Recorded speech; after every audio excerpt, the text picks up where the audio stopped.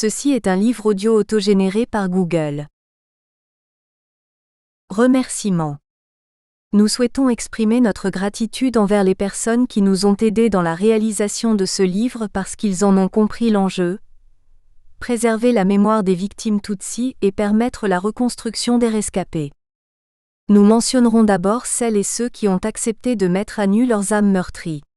Notre respect le plus profond va à celles et ceux qui ont donné leur témoignage, et à toutes les victimes évoquées dans les récits. Nous remercions les personnes les plus impliquées dans la préparation de cet ouvrage. Merci à Madame Karen Fredge, directrice générale de la Fondation Kazip Kojassor et ses collaboratrices et collaborateurs. Sans leur soutien moral, sans leur aide matérielle et l'accueil octroyé dans leurs locaux, rien n'aurait été possible. Merci à Madame Claudine Salamon et Monsieur Gérard Soufir, retraités de la Fondation Kazip Kojassor, qui ont vu naître l'association Tubéo Family et l'ont portée sur les fonds baptismaux. Les rescapés et toute la communauté gardent le souvenir de leur bienveillance chaleureuse. Merci à Monsieur Fabrice Técher, président de l'association Passeurs de Mémoire.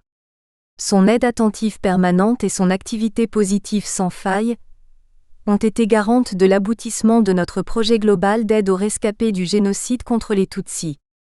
Merci au professeur André Toiéroy, écrivain, pour son long investissement dans la réalisation de l'ouvrage. Aide à la traduction et rédaction des témoignages. Merci à notre association Source, Ibuka France, qui a la première attiré l'attention de personnalités publiques sur les rescapés du génocide contre les Tutsis. Merci à Monsieur Maurice Dorès, réalisateur, psychiatre, ancien directeur de recherche à l'Université de Paris 7 qui a encouragé et soutenu le projet de publication des témoignages et qui en a fait la préface. Merci à Madame Esther Moudjawayo, rescapée, auteure sociologue pour sa présentation. Merci à Madame Dominique Dedon et Monsieur Jean Feigenbaum pour leur relecture et leurs précieuses remarques. Préface. Les témoignages présentés dans cet ouvrage apportent une connaissance singulière du génocide contre les Tutsis. Il ne s'agit pas seulement d'un rappel des faits établis par nombre de livres et de films, mais des paroles des survivants, de jeunes enfants en 1994. Sans toujours commenter ni détailler les meurtres, les rescapés en font ressentir la réalité au lecteur devenu à son tour un témoin. Leurs récits le font entrer dans un monde où les tueurs, des personnes que les victimes connaissent, parfois des voisins, organisent leur temps pour assurer le travail qu'on leur a demandé d'accomplir. Les rescapés ont vu la mort en face. La leur est celle de leur famille. Ils retransmettent avec une sérénité surprenante les sentiments éprouvés du danger permanent ou de la mort imminente. Ils ressuscitent, 25 ans après, leur volonté de vivre ou bien de mourir avec leurs proches. Ils disent la grande solitude qui les entourait, partout où ils cherchaient un refuge. Le génocide contre les Tutsis est un événement historique unique. Cette évidence doit être réaffirmée face au négationnisme de ceux qui parlent de lutte tribale, ou encore mettent en avant les nombreux morts des guerres africaines afin de relativiser le nombre de 1 million de Tutsis assassinés, hommes, femmes et enfants, en 3 mois. Toutes les étapes du génocide contre les Tutsis se retrouvent dans la Shoah. L'idéologie raciste, la mythologie, les persécutions, l'exclusion, la préparation, l'organisation de la tuerie de masse, seules les modalités diffèrent, et enfin la négation des faits. Les anciens déportés juifs et les rescapés Tutsis se sont rencontrés comme des frères. Ils ont reconnu ensemble une expérience partagée. Yad Vashem, le mémorial de la Shoah installé à Jérusalem, donne une place exclusive au Rwanda pour des expositions et des conférences. Aujourd'hui, les définitions du génocide et des crimes contre l'humanité appartiennent aux spécialistes des organismes internationaux, au point que les voix des victimes ne se font plus entendre. Leur langue et leur accent ont quitté la scène. La phrase rencontrée dans le livre « Seul celui qui a connu la nuit peut la raconter » révèle le sens du projet réalisé comme une offrande des rescapés à la mémoire des victimes. Comme si la réparation des traumatismes passait par une dette à honorer. On sait que les survivants éprouvent un sentiment de culpabilité. Leur effort est considérable. Ils ont réussi, avec leurs mots et les noms des disparus, à construire une stèle devant laquelle chacun d'entre nous peut s'arrêter et apprendre encore. La qualité de l'ouvrage doit beaucoup à l'énergie et à la ténacité de Laini Munyakazi, qui elle-même témoigne. Elle donne la parole à ses semblables dont la famille a été détruite, au sein de l'association Tubeo Family qu'elle a fondée. Les auteurs ont parlé en Kinyarwanda. La traduction conserve les expressions naturelles des rescapés. Au-delà du texte, leurs témoignages font entendre leur voix. Maurice Dorès. Présentation 25 ans après, 10 rescapés témoignent. 10 rescapés du génocide perpétré contre les Tutsis au Rwanda vivant en France témoignent dans ce livre. Il s'agit de 9 femmes et un homme. Au moment du génocide, ils ont entre 4 et 33 ans. Leur survie est un miracle ou un hasard. Ils ne l'ont pas choisi, plusieurs fois même pendant leur calvaire, ils ont vu la mort en face mais ils ne sont pas morts. En tout cas pas leur corps, mais au-dedans, ils se disaient déjà morts. Aujourd'hui ils sont ensemble dans une association appelée Tubeo, littéralement traduit comme « soyons vivants » ou « vivons ». Vivre aujourd'hui pour eux est un impératif qu'ils se sont choisis. Au lendemain du génocide, lorsqu'ils se retrouvent encore en vie, ils doivent faire face à un vide affectif total. Tous les leurs ou presque ont été massacrés d'une façon atroce.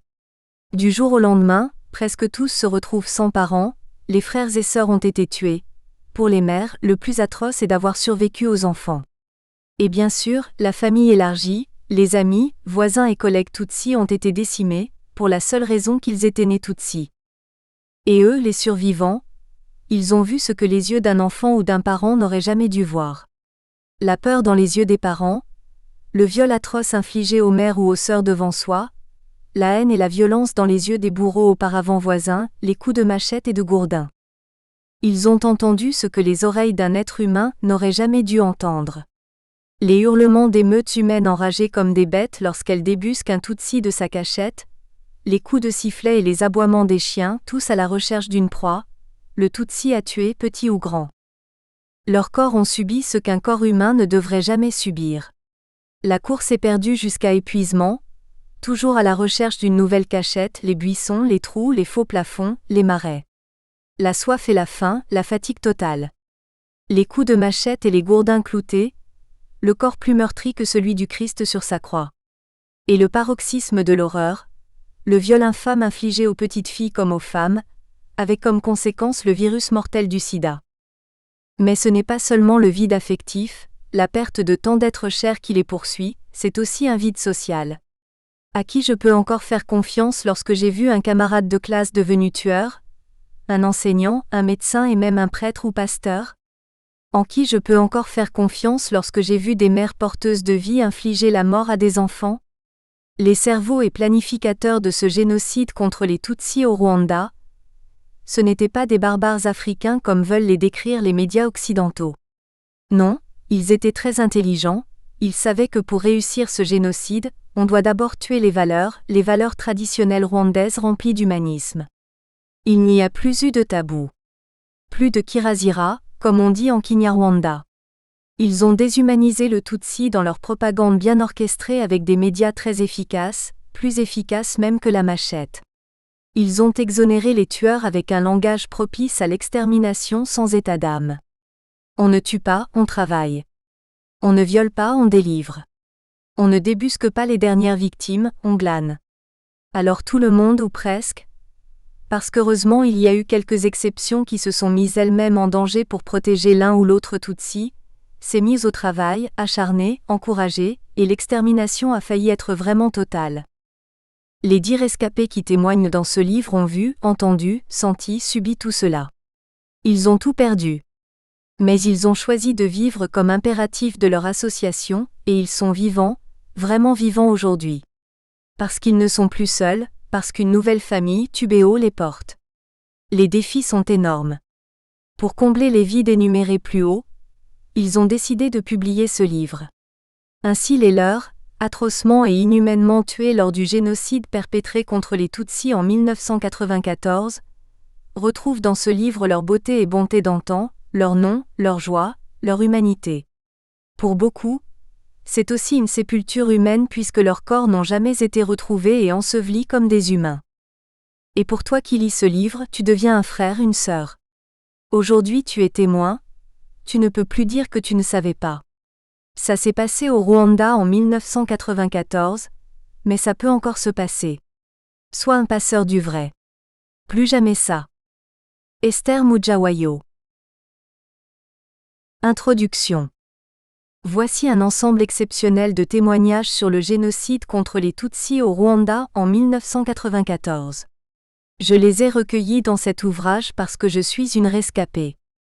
Beaucoup de gens, qu'ils soient rwandais ou non, ont besoin de connaître la vérité sur ce qui s'est passé au Rwanda à partir de la nuit du 6 avril 1994. On sait tous aujourd'hui que le génocide des Tutsis n'a pas été déclenché par la mort du président Habyarimana. Il a été planifié auparavant et mis en action ce jour-là. Il est vrai qu'on tuait déjà des Tutsis, du vivant du président. Mais quelles sont les expériences, les parcours de chacun ? Après l'horreur, avec d'autres personnes de ma connaissance, j'ai cherché à savoir comment les miens avaient été tués et où étaient leurs corps. Nous avons exhumé quelques ossements, et nous avons assuré leur enterrement dans la dignité. Cela m'a rapproché des rescapés qui traversaient la même épreuve douloureuse que la mienne. Nous étions tous éprouvés par la perte de nos familles tant aimées. J'ai rapidement commencé à m'occuper des orphelins et des veuves de ma famille, puis d'autres personnes rencontrées par la suite, en majorité des personnes âgées et des enfants totalement démunis dont les familles avaient été décimées. Ce fut une nouvelle expérience pour moi que cette vie entre rescapés, cette vie où nous étions les uns à l'écoute des autres. Je les aidais comme je pouvais en les orientant vers les institutions habilitées, telles que El Bouka, Souviens-toi, FARG, ARG et AVEGA. Je me suis investi sans compter de toute mon âme. Nous étions portés par une histoire qui nous avait laissé en vie, oui, mais sans rien d'autre que les traumatismes, la précarité et le désespoir. Par la suite, j'ai participé aux commémorations, partout dans le pays, là où j'avais de la famille, des amis et des collègues. Nous devions tenir bon, faire bonne figure. Mais on nous appelait les traumatisés. Et comment ne pas l'être après avoir été persécutés par des extrémistes hutus que nous connaissions, nos voisins, nos collègues de travail, nos marraines et nos parrains? Au Rwanda, tout nous rappelle la proximité du génocide, surtout le fait de vivre avec des Hutus extrémistes qui ont participé au massacre des nôtres. Nos maisons étaient devenues des ruines. Nos familles avaient été jetées dans des lieux inconnus, ou enterrées n'importe où dans le pays. Il devenait si difficile de s'y reconstruire que certains rescapés ont voulu le faire ailleurs. C'est ce que j'ai fait moi aussi. Dès mon arrivée en France en 2008, je me suis rapprochée d'Ibuka France, l'association qui lutte pour la mémoire, la justice et le soutien aux rescapés, et je m'y suis engagée. Cet engagement m'a conduite à créer en 2016 une association, Tubeo Family, pour la mémoire et la reconstruction. Il s'agit de favoriser les rencontres et le partage des expériences difficiles, de s'entraider face au traumatisme, à la précarité et à l'isolement. Tubeo signifie vivons.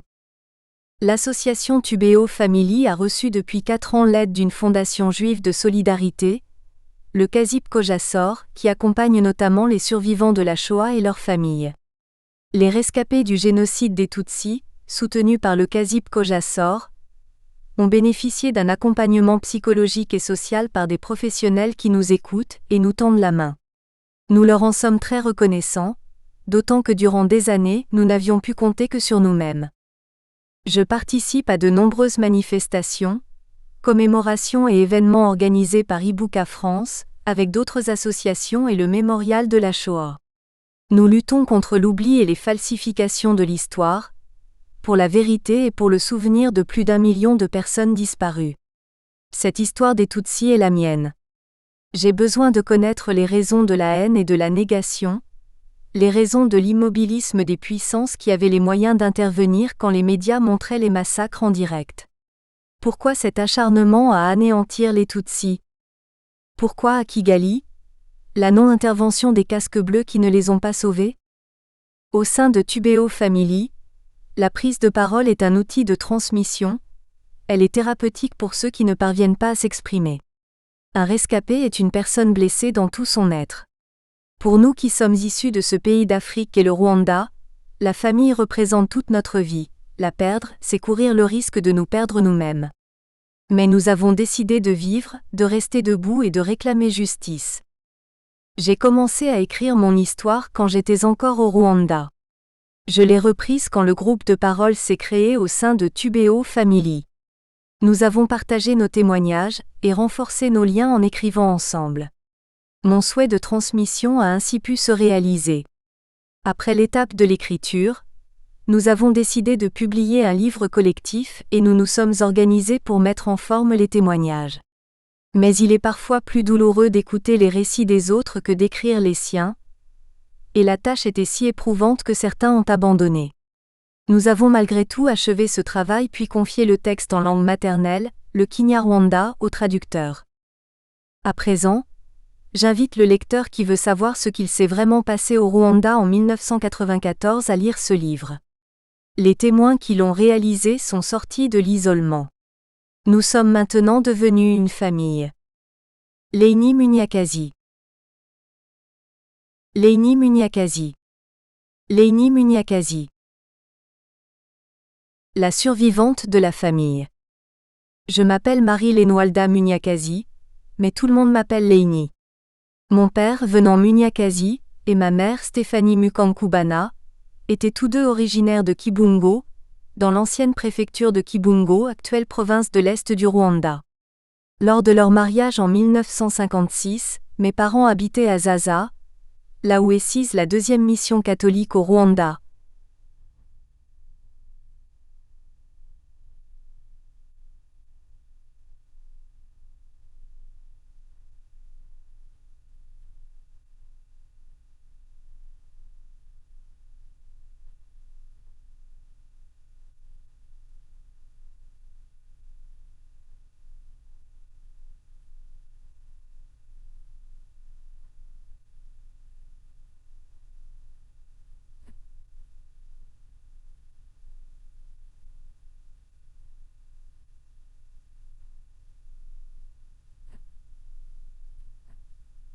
Papa était alors instituteur à l'école normale, école dont il avait été diplômé en 1954. C'était une école de la mission tenue par des frères maristes. Les frères maristes forment une congrégation qui s'occupe de l'enseignement. J'étais le troisième enfant de la famille. Mes parents avaient eu 8 enfants, mais 2 d'entre eux étaient morts très petits et nous n'étions plus que 6, 3 garçons et 3 filles. Selon l'ordre de naissance, Jean Chrysostome Munyakazi, 19 571 992, Bernard Munyakazi, 1958 à 1994, Marie Lainwalda Munyakazi, 1961, Marie Goretti Munyakazi, 1962 à 1994, Marie-Célestine Munyakazi, 1964 à 1994, Thomas D', Akin Munyakazi, 1966 à 1994. Il figure sur notre arbre généalogique. Maman s'occupait de nous, et aussi des enfants de la famille élargie, ainsi que d'autres enfants qui ont grandi chez nous, avec lesquels nous n'avions aucune relation de parenté. C'était elle la maîtresse de maison, et elle recevait souvent des personnes qui étaient de passage. Elle avait beaucoup de travail. Papa lui-même, s'il prenait assez de temps pour s'occuper de nous, était toujours très actif à l'extérieur. Papa, jusqu'en 1973. Lors des massacres de Tutsis qui se sont produits entre 1961 et 1963, mes parents ont été épargnés mais des membres de notre famille élargie ont été tués. Les maisons de tous mes grands-parents ont été brûlées, leurs biens pillés, leurs élevages perdus. Quand j'ai atteint l'âge de raison, nous n'habitions plus à Zaza. Nous avions déménagé à Kigali. C'est là que papa travaillait désormais. Il était inspecteur national de l'enseignement primaire et secondaire. Papa s'est rendu à Mons en Belgique pour un stage, et nous sommes restés avec notre chère maman Stéphanie. À son retour, il a parcouru le pays dans le cadre de... Nous espérons que vous avez apprécié cet aperçu.